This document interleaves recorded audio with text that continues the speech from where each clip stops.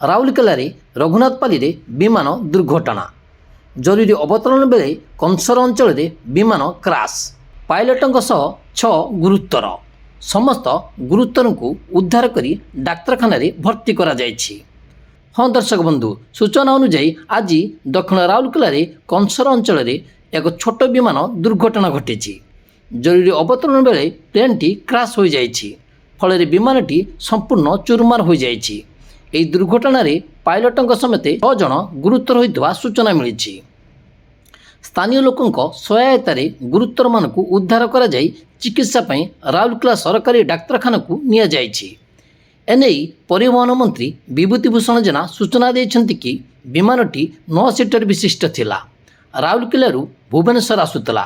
10 kilometre ଉଡ଼ାଣ ପରେ ଦୁର୍ଘଟଣା ହୋଇଛି। କ'ଣ ପାଇଁ ଦୁର୍ଘଟଣା ହୋଇଛି ତାର ତଦନ୍ତ ହେବ ବୋଲି ମନ୍ତ୍ରୀ କହିଛନ୍ତି। ଦ ରିପୋର୍ଟ 3KYT।